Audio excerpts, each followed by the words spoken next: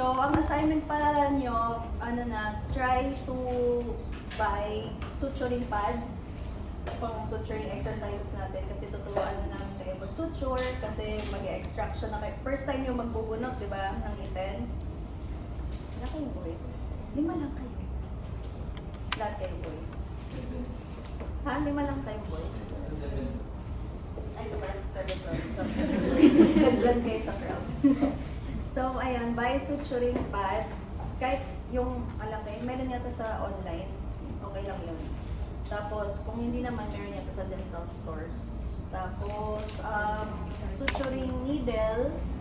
Tapos, yung mga suturing needle may 1/2, may 1/4, may 1/3. Try to buy yung mga all sizes para makita niyo yung differences. Tsaka para masanay kayo. Ay, does everyone understand Tagalog? Or wala naman? Wala namang foreigner?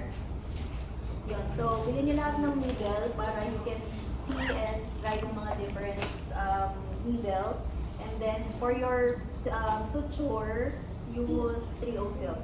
By 3O silk.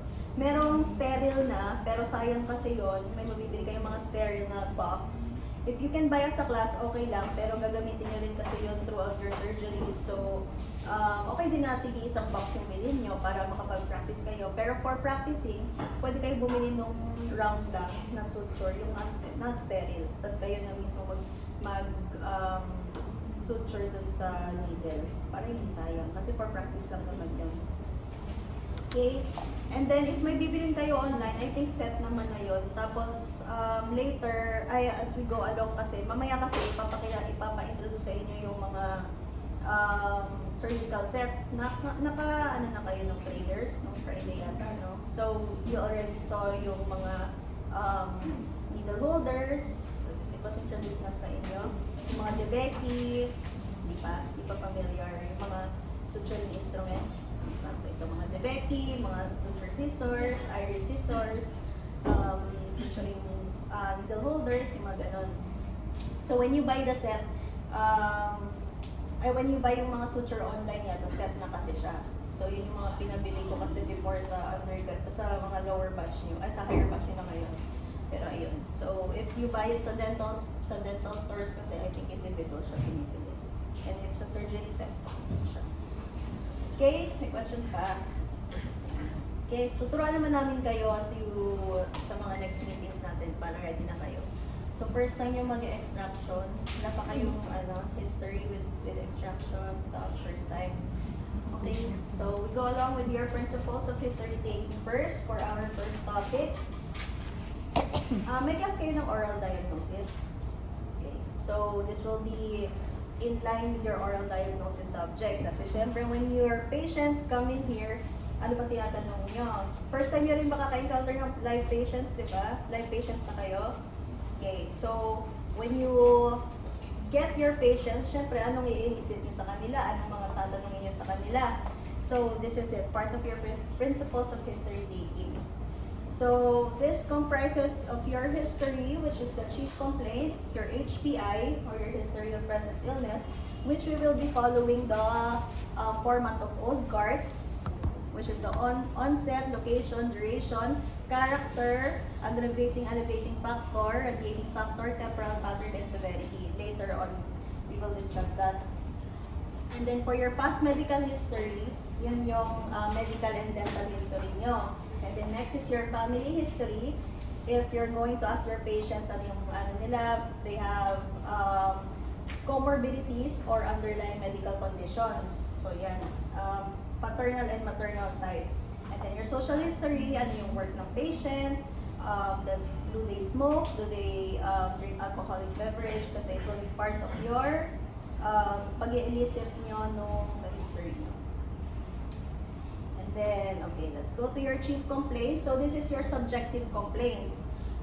Unang-una yung tatanungin sa patient, ano pong nararamdaman nyo? Ano pong concern nyo?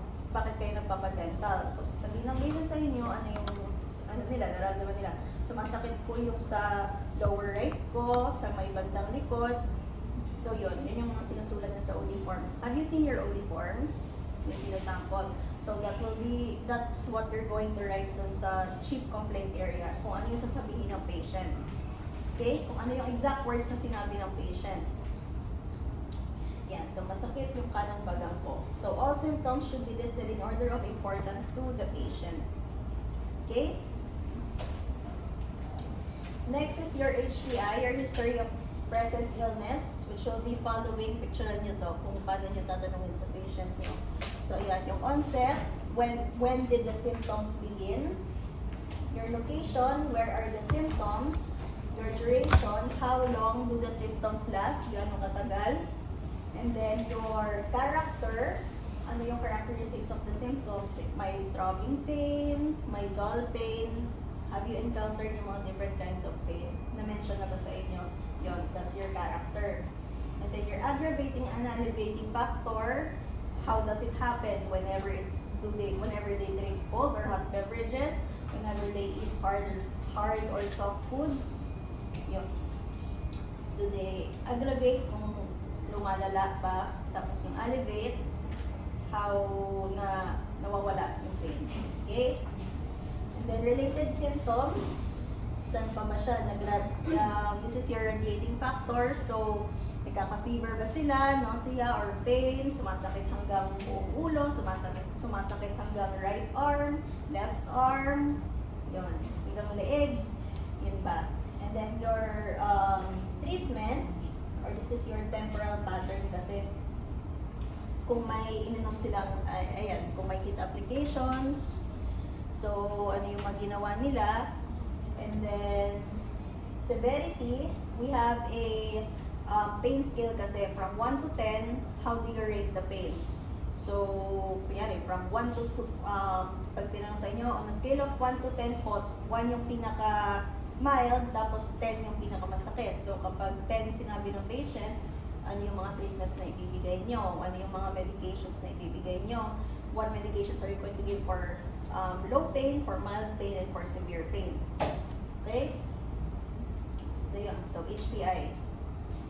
And then, this is your old cards. Yan ang susundin nyo lagi. Whenever you're going to do your history taking, always remember old cards na. Yun ang susundin natin. Okay? Baka kasi sa ibang lecture, baka iba yung terms nila, pero it's just the same thought. Okay? Parang nung undergrad ako, hindi yata old cards yung ano ko. Hindi yata old cards yung nakasanayan ko. Ano sa inyo? Socrates. Socrates. Okay. You can follow that. Pero if you're going to follow in oral surgery, okay din yung old cards. Okay? Yeah. So, when did the symptoms start? So, from day 1, so you're going to elicit everything from your patient, ha? So, sasabihin nyo, kailan po nagsimula? Kahit when you're just going to do oral prophylaxis, bakit sila magpapa-oral prophylaxis? Diba? Kailan po nagsimula? Pag may nakita kayo na mamaga na side dun sa upper rectums, kailan nyo po napansin ito? May sumasakit po ba? Okay? Yan, sa day of consult. So, location, where are the symptoms? Yan, sa mga lower left of the floor of the mouth, upper left buccal area, or sa right corner of the tongue. Yan. So, normal ba yung mga yan? Kung nakikita nyo, diba? So, we have to know first what is normal from abnormal. Pero for you, for first-timer clinicians, if you're going to get patients sa clinic, dapat yung mga healthy patients muna. Okay? Para you will know kung pag alam niyo na yung mga normal patients, you will know how to manage yung mga complications. Okay? Yan, duration. How long do the symptoms last? Does it last for 1 minute? 30 seconds? Diba? How long is it? 5 minutes? 10 minutes? May mga na-interview mga kaming patients, 10 minutes talaga yung pain, dull throbbing pain, maganon. Sharp. Okay? Okay, character. Ayan. Doughy, fluctuant, bright red in color. Describe how the symptoms feel. Ayan, yung mga pain. Stabbing, dull, aching, throbbing, nagging, sneezing, sharp, and itching.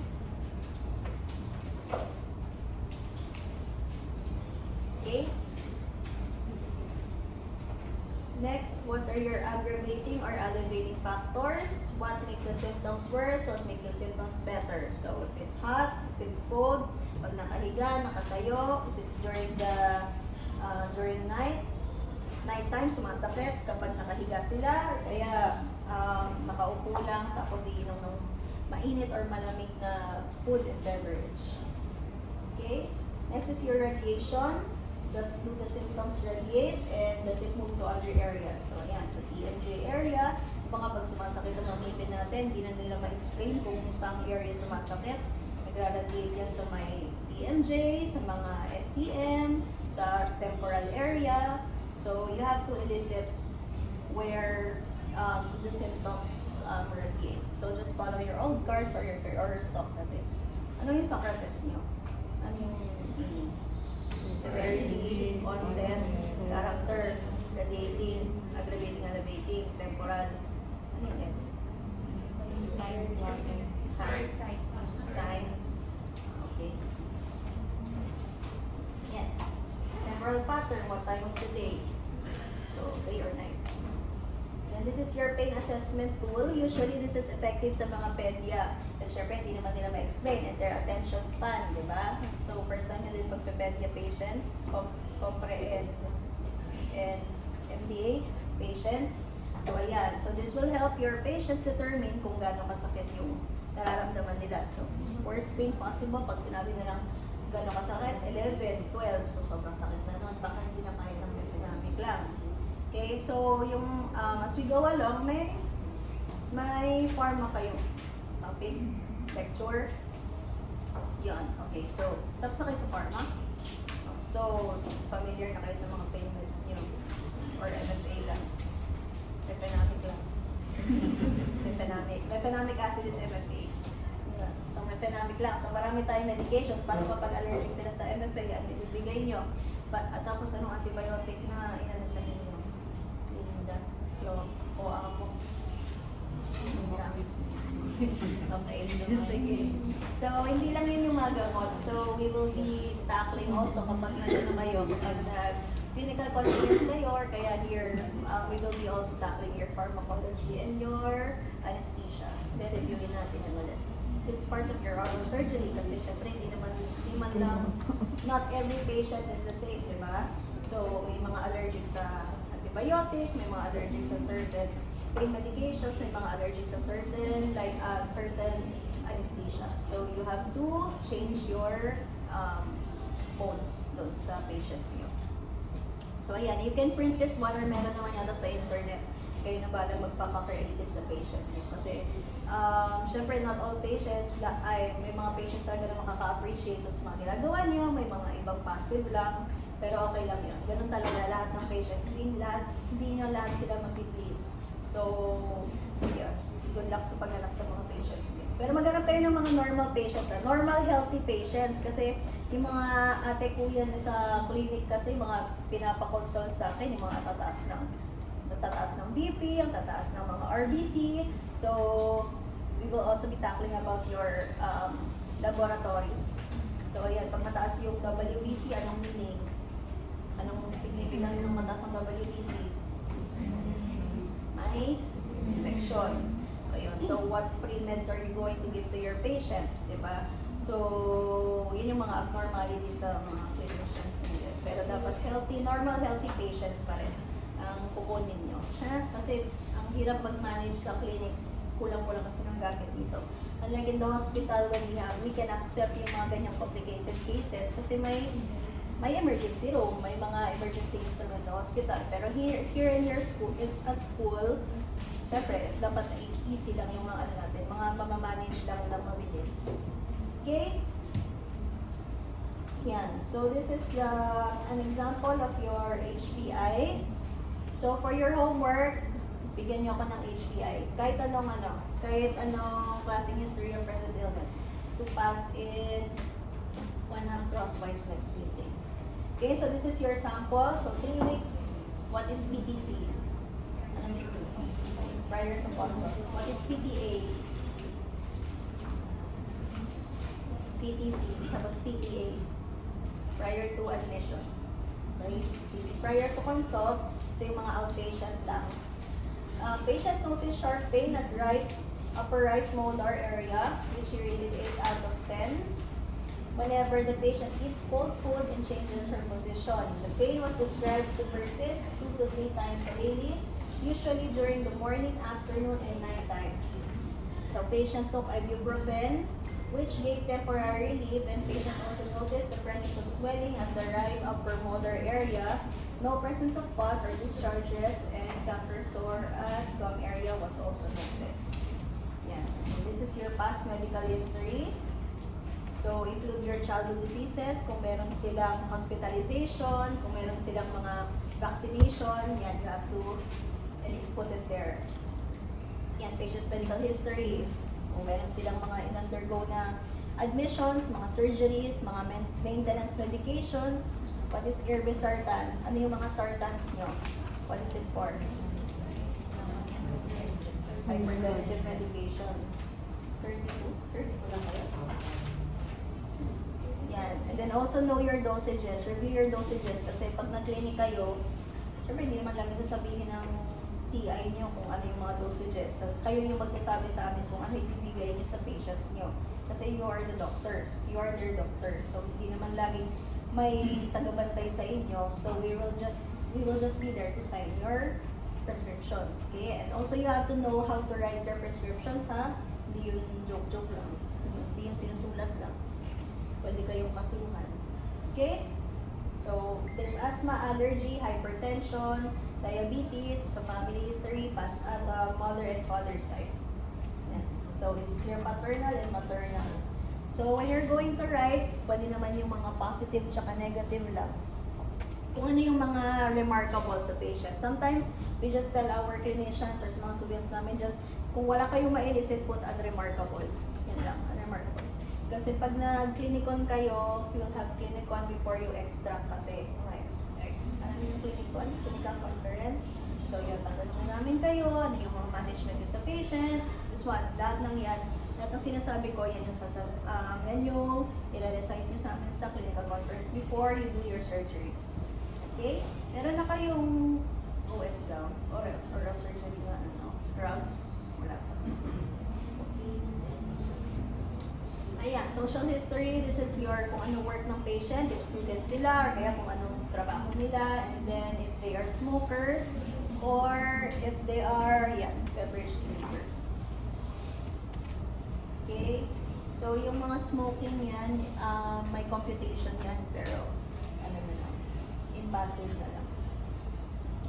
And examination and diagnosis, what is your assessment dun sa cases nyo? So, dapat review nyo yung mga chronic, acute, periodontitis, yung mga ganun, mga Ellis classification, kung mga na-fracture na yung mga ngipin nyo, ano pa ba, generalized or localized, kasi yun yung mga diagnosis nyo sa patients nyo. Diba? Generalized periodontitis, localized left periodontitis, localized upper right periodontitis, mga ganon.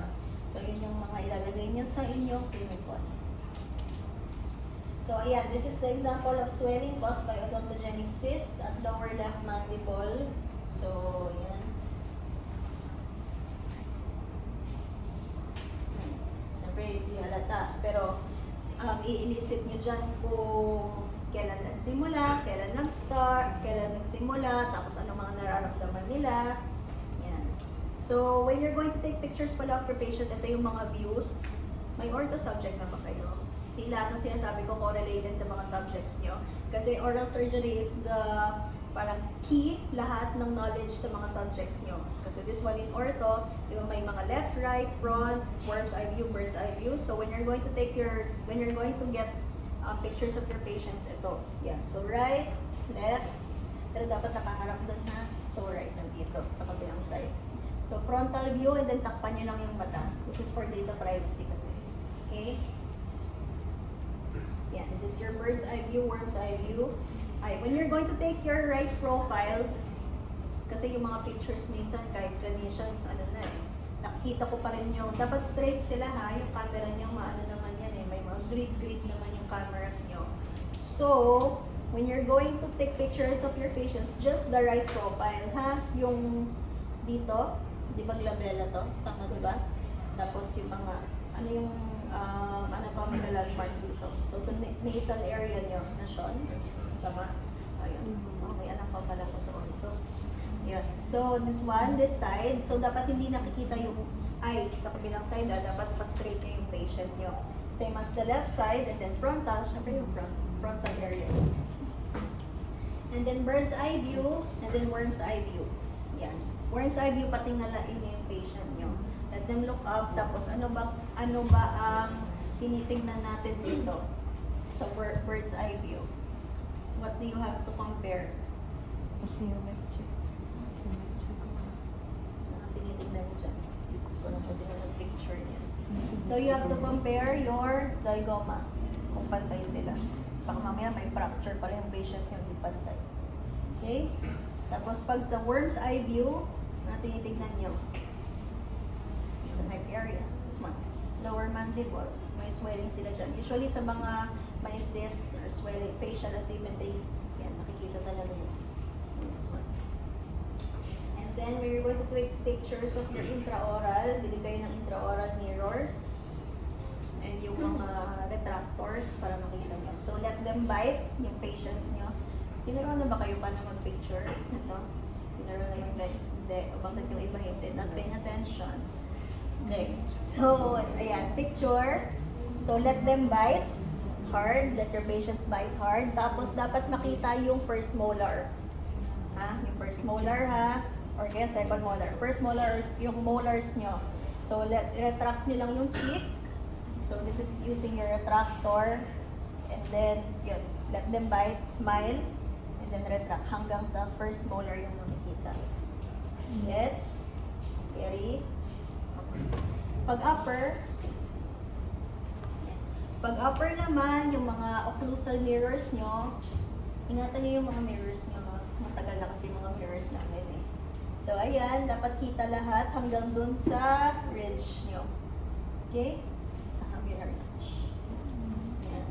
Dapat kita. Para makita nyo kung may mga abnormalities dyan. Sometimes your patients may have torus palatinus. Ayan. Mga ganun.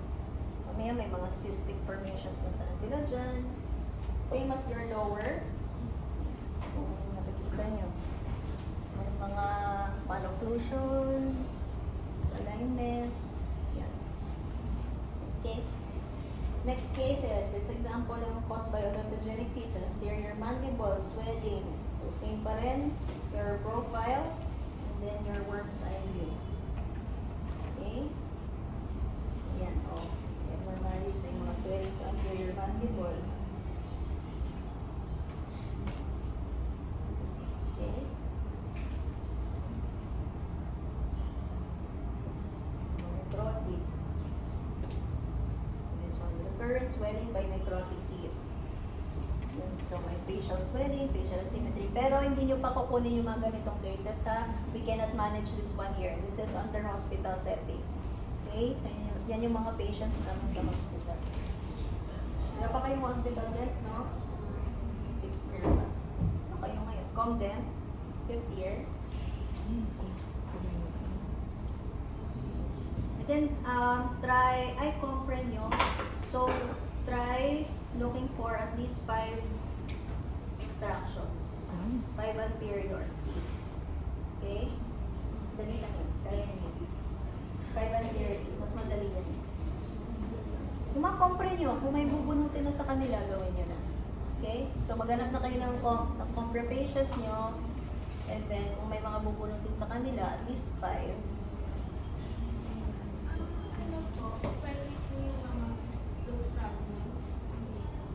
Root fragments. Depende sa root fragment. Baka naman susungkitin nyo na lang. Wala nang effort. Okay? Pa-check nyo muna. Baka kasi mga compre nyo, maraming bubunutin. So, you will have to get that pa rin naman. Lahat ng compre nyo. Di ba lahat? Iba yung compre nyo for endo, for prosto. Pwede nyo sila ipagsama-sama. Tapos, yun na yung i-ano nyo sa amin. Ipapa-assess. Pagko posterior, hindi po counted. Pwede. Consider na rin namin. Pwede na kayo mahirapan. Tutulungan na nga namin. Yun, para matapos na kayo sa OS agad. Ayaw nyo ba yun? Kasi sila pagdaanan ko na. Ayoko din. Okay? Yan. So this is the last. So I will show you example ng aming history taking. Parang, okay pa kayo? Okay, so yun lang lecture natin. Next week we'll have siguro 2 topics. Okay lang. 2 topics tayo next week. So this will be our topic lang for today para pagdating ng average, tapos na kayo. Okay, so this is our case. Case of a left submandibular space infection secondary to necrotic posterior teeth, possibly due to pericoronitis on a 30-year-old female. So this is our history. So this is your patient's profile. So pag magkiklinikon kayo, yan, i-ano nyo lang ha, initials lang. Ayoko nung full name kasi nakilala ko na yung patient yung data privacy yun. Okay, and then cover your cover the eyes. Yan.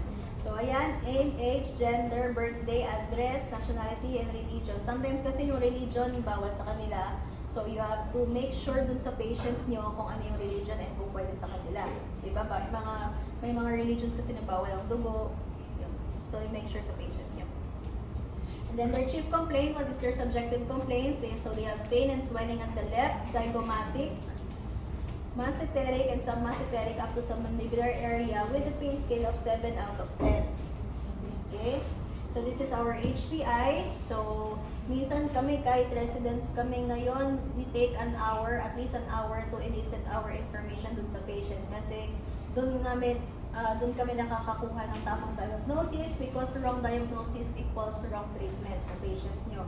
Okay, tandaan nyo yan. Mamaya nag-i-elicit kayo sa right side, yun pala nasa left side yung complaint ng patient. Yung mga sinusulat nyo sa chart, baka mamaya yung mga FDA nyo, yan. So make sure sa mga FDA nyo, baka mamaya upper pala, minsan lower pala yung nasulat nyo. Okay? So ayan, so 2 years prior to admission, because na-admit yung patient namin, dapat consult lang siya. So it became admission. So prior to admission, patient underwent regular OP by dentist A. So when you're going to also write your HPI, yung mga dentist, doctor, ganyan-ganyan, gawin yung anonymous lang, ha? So dentist A, Dr. A, ganun. Dr. B, Dr. C. Okay? And suggested for tooth extraction on the maxillary left lateral incisor. However, the patient refused for procedure. In the interim, so we have an interim kasi yung next niya na consultation was 1 year, so 2023.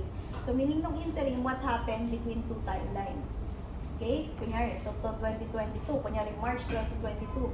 Pero ang sumunod na consultation niya is August 2022. So you have to put it there. Pero kasi ang layo ng timeline niya from 1 year, so we placed in the interim. Anong ginawa ng patient sa 1 year na yon? Okay? So 1 year prior to admission in 2023, the patient's sister suggested and encouraged to extract the impacted maxillary left lateral incisor by a dentist but was unable to go back to her dentist. So interim, no pain, no sensitivity on the left mandibular posterior area. And the next night, the 5 days PTA, pulsating pain at the left mandibular posterior area but ignored the pain. Didn't take any pain reliever. Okay? So 2 days PTA, noticed swelling at the left mandibular posterior area and felt pain on the area. Didn't take any medications and no consultations. Ayan, diba? Ang haba ng mga history taking namin. Kasi you have to elicit from the start. Okay, kahit sabihin pa ng patient na 10 years ago, so 10 years prior to consultation. Okay? Pag tinanong namin sa inyo yan, dapat alam nyo kasi yung mga ate at kuya nyo, tinatanong pa rin namin. Kami na yung nagre-write ng HPI nila kasi hindi nila nakokomplete ang kanilang pag-elicit ng information. Okay? So, dapat mas magaling kayo sa kanila. Ha? No pressure. Okay, so 1 day PTA, the mother noticed progression of the swelling on her left mandibular posterior area and pulsating pain. Nandun ba kayo ng PDA? Nung PDA?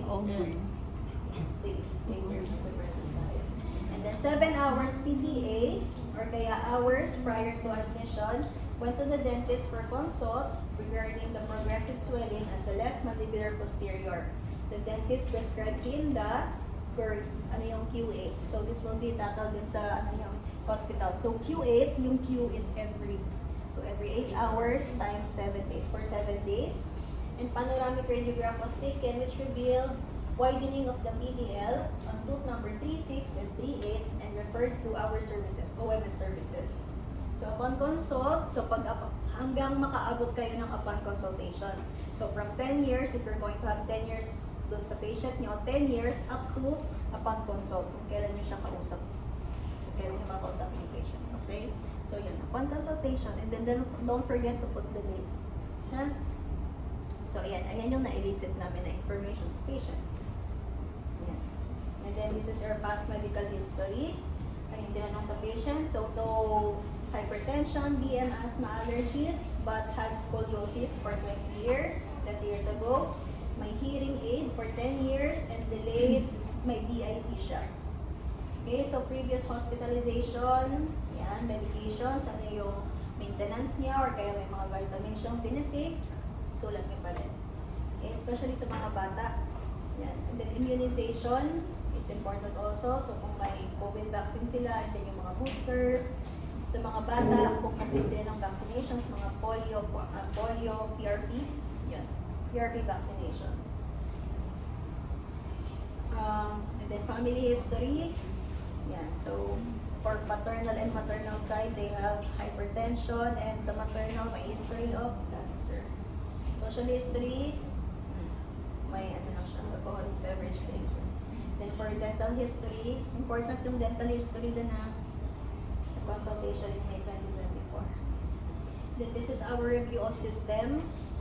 So, importante din kasi ito. So, minsan, kung unremarkable naman sila, unremarkable, except for the HENT, kasi ito naman yung focus natin, di ba? So, ayan, may swelling sa infraorbital up to zygomatic area. So, this is our photos. So, kung ganyan kayo mag-take ng pictures, ha? So, frontal, left, right. Bakit ang picture na yan? Parang sila nag-take. Okay? So, ayan.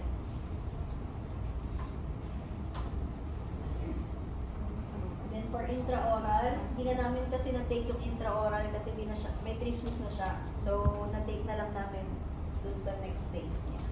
So, ayan na lang yung mouth opening niya kasi, and then kung ano lang nakikita namin. Yan na yung nakalagay. So when you're going to put your, pag i-compile yung ano nyo, i-compile yung pictures nyo, put the descriptions aside. Like this na, yan. Ito. Tapos ito yung descriptions sa side. So, extra oral, ito lang. Pain, swelling, and then for intraoral, ito. Okay? And then here's our x-ray. Kung ano nakikita nyo sa x-ray nyo, you will explain to us also. Kung may fragment of tooth number 11, yung mga ganun-ganun. Okay? May mga body broken crown of tooth number 36. Yan. Kung may radiolucency on the apical area of 26. Okay? Widening of PDL space. And then we also request kasi for additional diagnostics for confirmation. So in the hospital, we have CT scan or guess CT. Confirmatory lang to. So, ito yung suspected area na. Yan. May radio kayo, di ba? Radiology. So, dapat familiar kayo sa pagbasa ng x-rays. So, for our assessment, kaya sabi ko, huwag niyo kakalimutan yung mga chronic, acute, localized, generalized. Kasi yan. It's our assessment sa mga areas. So, yan.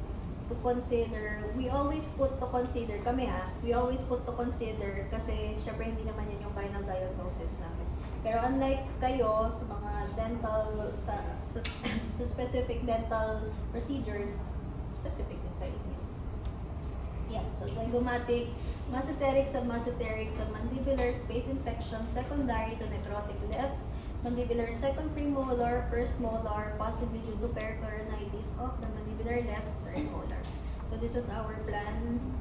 So hindi niya yata sila. Ay, meron pala kayong plan no sa ano nyo, OD form.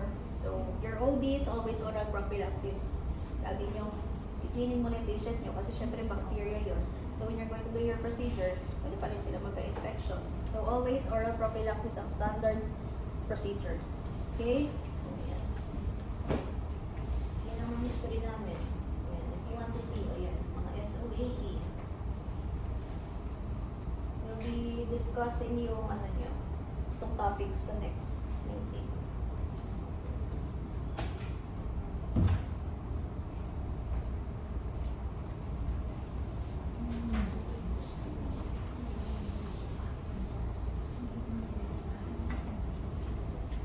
Anong room daw? 501.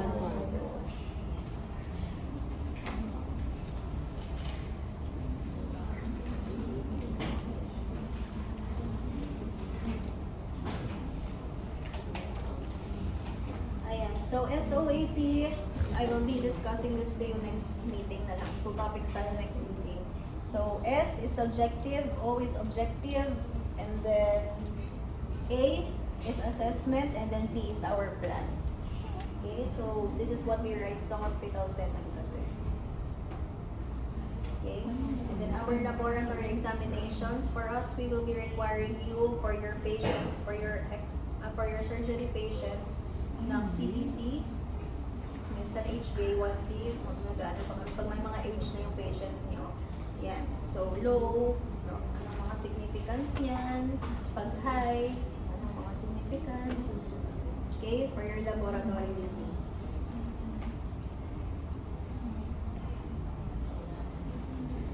Ano ba yung mga usually vitals na kinukuha nyo sa patient nyo before you do your procedures? Ang Pulse, respiratory, temperature. BP, O2, heart rate, tsaka temperature. Bili kayo ng mga pulse oximeters, ha? Alam niyo yan? Pulse ox. Meron naman online pero ayan, ito. I always bring my pulse ox with me kasi may mga pag nag-ano tayo, pag nag-anesthesia tayo ng exercise, may mga nahihimatay pa. Kayo himatayin, ha? Kasi last time, may na ano pa, may na clinic pa, binabahan. Siya yung magtuturo, siya yung hinimatay. Okay? Huwag kayong gano'n, ha? Pag mag-activate tayo, mag-breakfast kayo. Okay? May mga takot ba sa dugo sa inyo? Needles. Ay, hindi magsasabi yan. Iyaan yung mga yon. Okay? Let's see sa mga... Kapag ano na kayo, needle injection exercise, ano, lahat? Lahat? Na-try niyo? Yung mga blocking? Ay, hindi. Anong nyo? Pinapili lang kayo? Ganun ba? Anong exercise niyo nung second year? Ay, ano ba kayo? Fifth year? Kailan kayo nag-anes? Fourth? Fourth. Alam ko, fourth. Okay. Ayun. Anong ano nyo? Activity nyo sa anesthesia? Bunutan? Ano? Lahat pinatry sa inyo? So, marunong kayo mag-Ian block? O yung iba marunong? Ano? Yung iba nag-local, na-try nyo na. Okay. Ian blocking, yan yung pinaka-importante. Mandy block. Okay? Super? Okay, anyway, nag-review naman din natin yun. Dapat you should know your anatomy, but then always review your anatomy. Ayan yung basis. Ayan, so PTT, ano significance ng, hindi pala kita dito. So prothrombin time, ano significance niyan? Ayan, pag normal, yung clotting ng patient niya. Okay? Kaya pabili silang mag-clot. So if mataas yan, kunyari, 15, anong significance? 12.5, that means within normal range siya. Pag 15, pag tumaas sa 14.4, anong mangyayari sa patient? Anong bleeding capacity ng patient? Sa matagal mag-clot. Okay? So pag mga 10, mabilis mag-clot yung patient. Ayun na. Ayan, so ito yung mga ano namin. So, progress notes. So, I'll also be discussing this with you. Hospital Day 1. Yan, meron kami mga gram stain. So, nag-gram stain din kami. Microbiome naman. So, sa patient din namin ito ginagawa. Swabbing. Then, we send it to the lab. So, positive siya with white blood cells, gram-positive cocci, and gram-positive bacilli, which means we have to give certain antibiotics. Diba? Ano yung mga gamot pag gram-positive? Ano yung gamot? Pag cocci, pag bacilli. Diba? Okay? Ano naman yung procedures namin, if you want to see, that's what we do. So, when you're going to have your clinical conference, i-discuss nyo din sa akin kung anong procedures gagawin nyo. So, ayan. So, you will do administration ng anesthesia. Anong anesthesia gagamitin nyo? If lidocaine or articaine. Yung mga instrumentations nyo, you have to memorize your instruments. Anong gagamitin nyo pang upper left, pang upper right, lower left, lower right. Pag RF, pag may crown, without crown. Okay? Memorize sa dentistry. Pang board exam questions. Board exam questions yung mga instruments. Tsaka yung mga anesthesia. Ayan. Okay. Mabilis lang po. Mag-exam lang kami. Yan yung mga kinuha namin sa patient. Let's see. Okay. And then another one.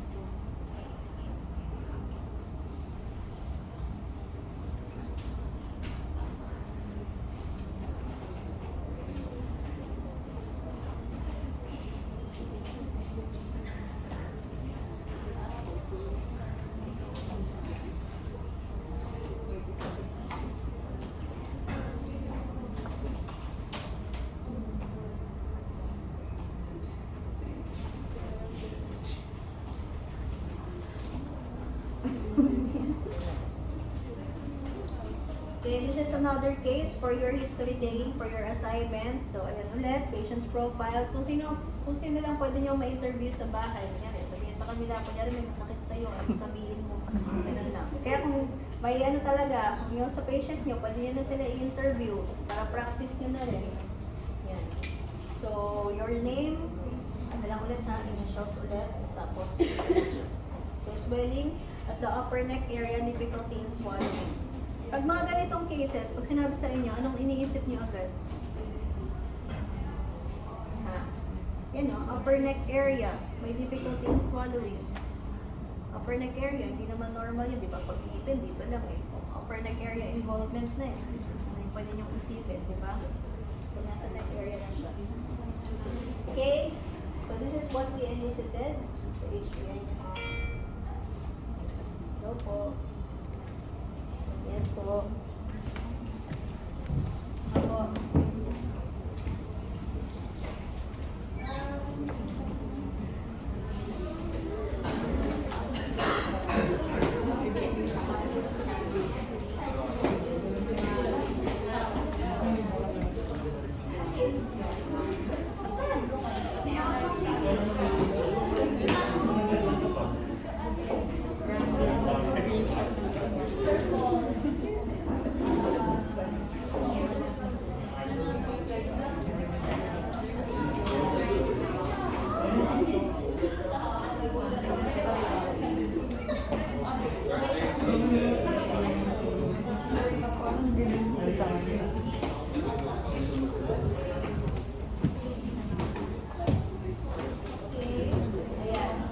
Sabi ko, kahit 10 years pa yan, i-elicit ko sa patient. So, 10 years prior to admission, in 2014, patient had annual checkup and oral rehab of the maxillary and mandibular teeth. No sensitivity and pain. And then, next is the 6 years PTA. Patient had pain and RF at the left posterior maxilla, but no medications and consultations done. Pinresent ko kasi ito sa PDA, so nakaganyan. Pero kayo, i-ano nyo lang, dire-diretso nyo lang. Doon ba kayo ng PDA? Ayan. Nag-present ako ng May. So, 5 years PTA. Patient had episodes of pain, sensitivity, and noticed gradual decaying of the tooth in 4-6, 4-7, 4-8, and self-medicated with paracetamol. And then, 1 week and 3 days PTA.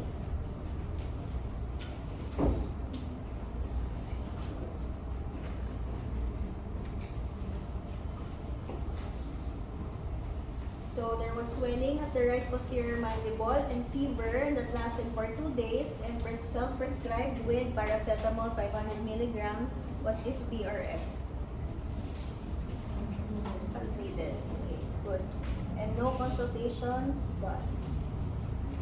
Next is 1 week. So patient went to ENT for consultation and prescribed antibiotics for 7 days and pain meds, but noticed persistent swelling at the submandibular area, involvement causing dysphagia.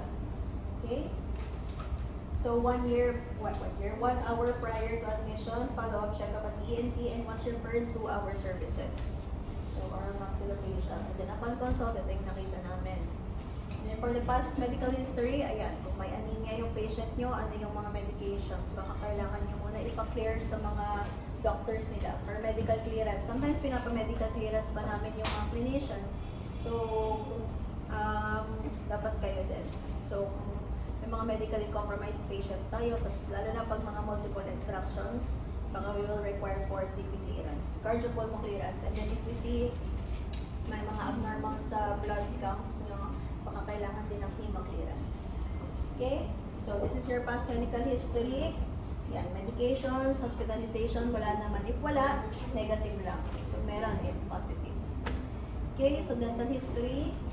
And then review of systems, all are unremarkable except for febrile and headache and pain radiating at the right auriculotemporal area.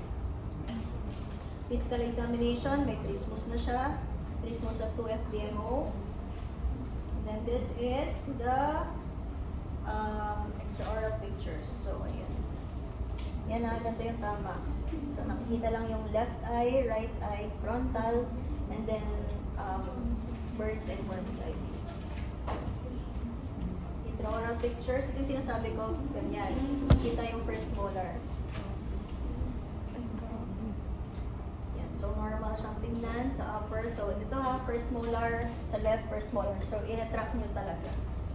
Okay? And then, yan, upper and lower. So, this was our suspected tooth. So, pag mag-ano kayo, picture kayo, i-flip nyo ha, kung ano yung 3 and 4 quadrants. Flip mo ba din? So, yan, this is our suspected area. Yan, so this is your panoramic radiograph. Ano na naman kayo mag-develop sa baba nyo? Very difficult.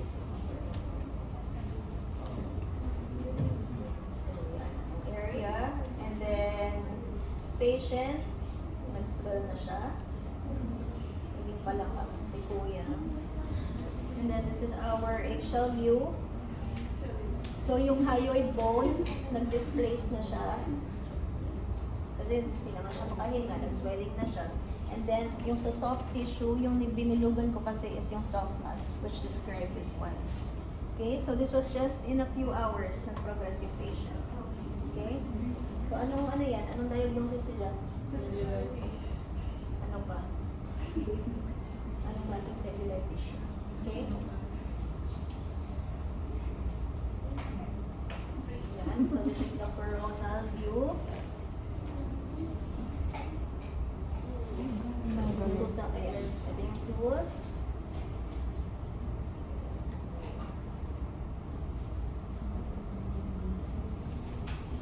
Assessment. Ludwig's angina. Okay? So, for our plan, diba, kakaiba siya. Nag-walk-in lang yan sa amin. Dapat aalis na siya kasi sa Adventist kami, Adventist Medical Center, Manila, dyan sa Pasay. So, nagpa-consult na siya sa ENT, and then, parang ayaw niya nang bumalik. Ayaw niya nang, kasi ano lang naman, ngipin lang naman daw. So, kasi ENT office, tapos sa amin, dadaanan kasi yung dental department. So, siguro, yung guardian angel niya, binulungan siya. So, dumaan siya ng dental department. So, nung in-assess siya, ayan, elevated na yung floor of the mouth, may swelling na siya, tapos, pag kinapa dito, may lymphadenopathy, nahihirapan na siyang huminga, may dysphagia. So, pero sa kanya, ayaw niya magpa-admit. Okay, so, imagine niyo if in a few hours, hindi na siya nakahinga. So, patay yung patient, diba? So, in-admit namin siya. And then sa laboratories, yan yung mga nakita. So, may low which is this one, oh, significant yung taas niya. Ang normal niya is 10. Okay? So, pero 15. So, may infection siya. Pero normal yung kanyang mga bleeding time, mga parameters niya is normal. So, this was day 1. Yan, so medyo nag-swell na.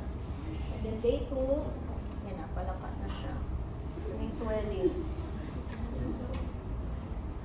Parang bullfrog na siya. So, minamonitor namin to every 4 hours.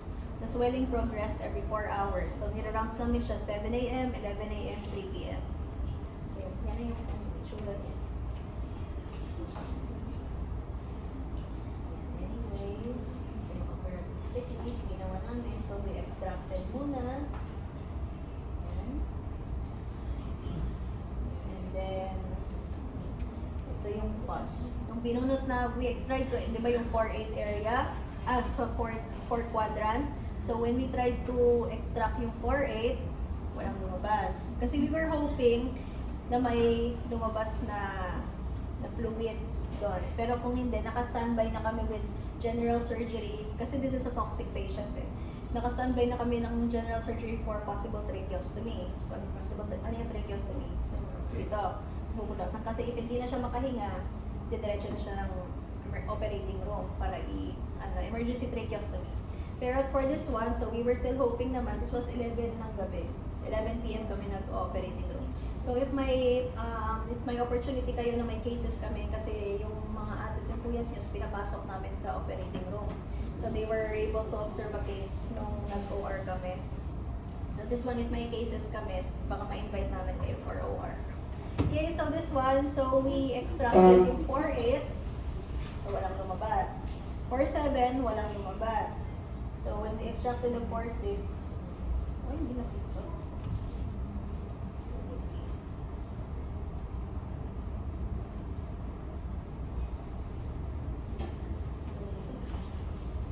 Yan.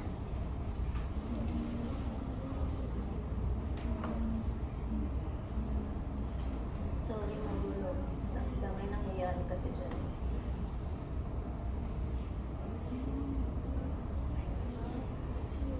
This is an actual case, ha? So, dapat din yung pinagpapaliban yung mga diagnosis niyo sa patient. Baka mamaya, pagkakita niyo may mga swelling yung patient niyo, sabihin niyo, normal lang po yan. So, yun. So, sobrang baho niyan sa operating room. Na-imagine niyo yung amoy. Yan. And then this one, we got biopsy. Pinabiopsy namin. Yan.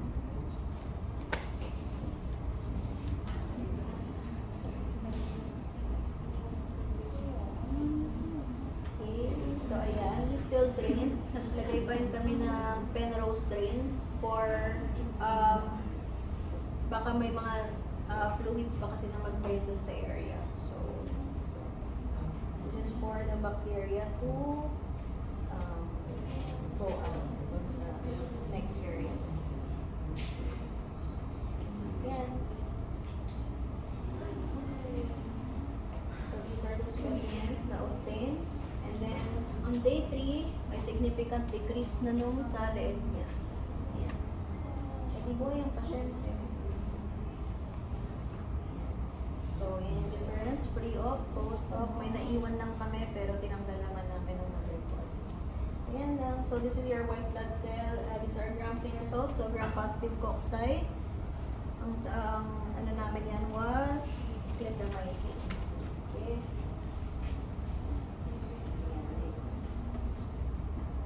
Tinanggal na yung Penrose drain. Then wala na swelling.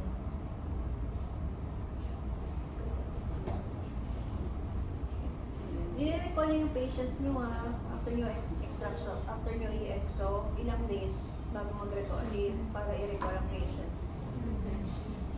For suture removal, 7 days. Okay? Kasi hindi naman resorbable yung ilalagay niyo eh. Silk yun, yung suture na ilalagay niyo para ma-recall niyo. Okay? Ayan. So, patient was in good post-op condition. Healthy patient. So, hindi na namin siya nakikita. Okay. Pero okay naman siya. Tapos na siya. Ayan. So, an hour kami kasi sa hospital, syempre, binibase namin sa studies, yung mga ginagawa namin. So, if tama ba yung ginagawa namin procedure, so we have to read a lot. So, syempre kayo din, hindi naman tumitigil sa graduation, sa pagkuha ng license yung pag-aaral eh. So, pagbabasa. So, kahit kami, mas malala pa yung pag-aaral namin, pagbabasa namin. Para tama yung diagnosis namin sa patients, tama din yung treatments namin. So, habang students pa kayo, magbasa lang na magbasa, mag-aaral lang na mag-aaral. Okay? So, these are discussions, and then, ayan, kumuha kami ng mga articles, kung tama yung mga ginagawa namin. Ayan. Then, references sa mga kinukuhaan ng sources. Okay? Yun lang. This is us. Ayan. So, ito, makikita niyo yung residents. Ito yung kasama ko, si Dr. Gamutan. Later. Wala pa siya. Yan. So, this is ito talaga teacher nyo, guys. Siya talaga. This is also our nurse. Pag magde-demo kami, kasama din namin to. This is Sir Jeff Ago. Ito talaga teacher nyo, ha? Dr. Mendelson Manalaysay. Mga sub lang kami. Ito. Ayan, this is Dr. Kabamongan, Gamutan, Sanchez, Punzalan, Ramos, and Dr. Santos Sildes. Okay. Pag gusto nyo magtanong about Menjola, itong dalawa tanongin nyo. Kung masaya sila doon, ha? Umiiyak talaga yan. So, if may nagbabalag kayong lumipat ng ibang campus, kailangan nyo magpa-consult muna sa dalawang to. Okay? Kita nyo sila. May tanong kayo? Questions? Anything? Wala? Okay, tayo lang natin average. Pwede na kayo mag-break.